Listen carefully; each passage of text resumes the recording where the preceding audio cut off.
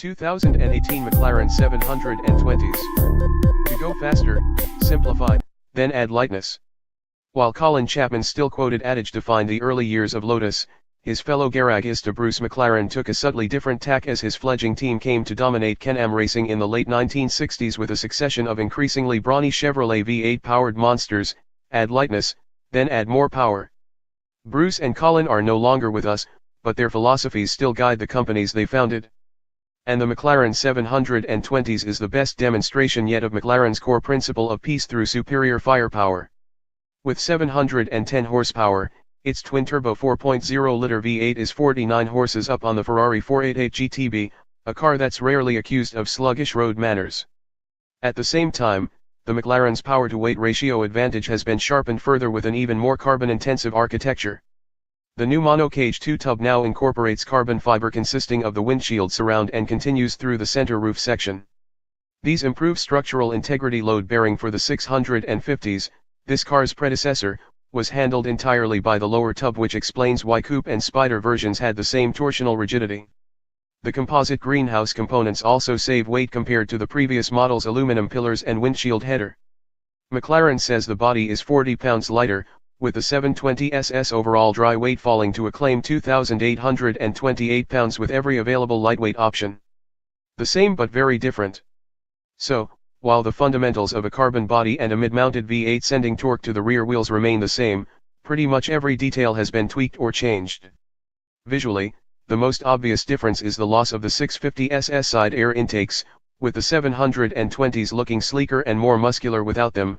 Air is now directed to the engine and radiators by a well-disguised channel next to the rear windows.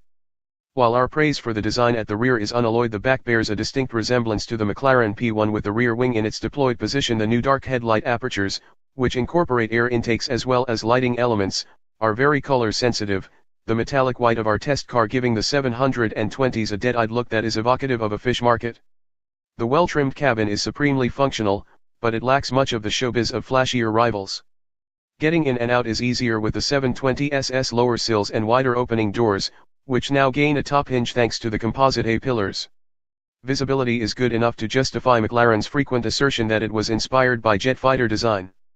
The thin front pillars dramatically improve the forward field of view, and new glazed C-pillars pretty much eliminate the over-the-shoulder blind spots that have defined mid-engine supercars since they first emerged from the primordial ooze. Switchgear has been simplified, with climate controls moved from the doors to the central touchscreen, which lacks the sensitivity and usability of more mainstream systems. There is some supercar theater in the form of the power-tilting digital instrument display. It folds away and is replaced with minimal rev counter and speed readout information when the car is switched to track mode. While we've previously been impressed by the dynamic differences that McLaren has been able to instill into models based on a similar core architecture, the 720s has pulled off an even neater trick, combining the virtues of the entire range. This is a car that's as civilized as the 570 GT while being faster than the seminal 675 LT. In bandwidth, it's the equivalent of one of those apocalypse-defying server farms buried under a Colorado mountain. Yet initial impressions are that it has spent too long at one of those posh English schools and emerged too refined. The powertrain and handling mode switches have both gained a new comfort setting in place of the previous normal, and this delivers as promised. It offers a pliant ride, even on the lowest quality Italian tarmac we could find, plus an engine that provides solid real-world performance without raising its voice and a race-spec dual-clutch automatic gearbox that does a good impression of a slushy torque converter automatic. Cruising is freakishly quiet, even expansion joints on the Italian autostrada barely interrupt the calm of the cabin. Indeed, the absence of other distractions is probably the only reason that slight wind noise from the rear of the doors is obvious. Fear not, however, as the Mr. Hyde side of the 720SS split personality is never more than a flex toe away. The V8 takes a fraction of a second to gather momentum, but once the turbos come on boost it pulls like Jupiter's gravity, pretty much regardless of gear or speed. The engine is happy to pull all the way to its 8,500 RPM limiter deliriously so, but the level of thrust and the volume of noise it makes mean it's hard not to find yourself upshifting embarrassingly early. Well, that and the risk of being arrested, of course. McLaren claims the 720s can get to 124 miles per hour from launch in just 7.8 seconds, and as such it could break the highest speed limit in the United States in less than 5 seconds from a standing start. But while the 720s sounds better than most of its predecessors, with a burbling idle and an angry exhaust note to offset the induction whoosh at higher revs, it still lacks both the vocal range of the Ferrari 488 and the operatic wail of the naturally aspirated Lamborghini Huracan. Grip levels on the Pirelli P0 tires are enormous, yet the 720s doesn't feel inert when being driven at something close to legally acceptable road speeds. The steering's weight is lighter than the supercar norm, but McLaren's decision to employ electro-hydraulically assisted steering means it retains much more of the sort of low-speed feel that electrically assisted systems tend to filter out as unwanted noise. While most of the messages the steering sends are encouragement to go faster, it's impressively talkative even when trundling through town. To experience the 720s at more than a scant percentage of its potential, you're going to have to find either an unrestricted autobahn or a racetrack. Which is why McLaren offered us laps of the Vallelunga circuit near Rome to allow for a fuller assessment of the car.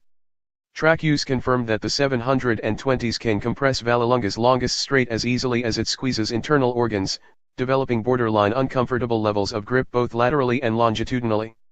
While the 720s can't match the hair trigger responses of the previous 675LT track special, it feels much more stable under braking and less skittish under power, lapping at huge speed without breaking a sweat. Most drivers are certain to run out of talent long before the car does. It takes extreme abuse to persuade the front end to use up its grip, and the stability control does a brilliant job at finding adhesion for the engine's horses.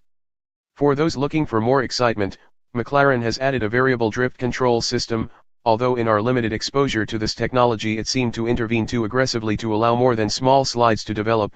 Fully deactivating the stability control would be much more fun.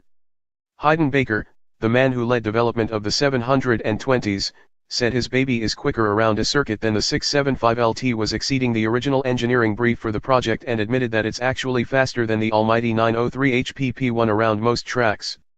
That fact alone pretty much justifies the $288,845 price of admission.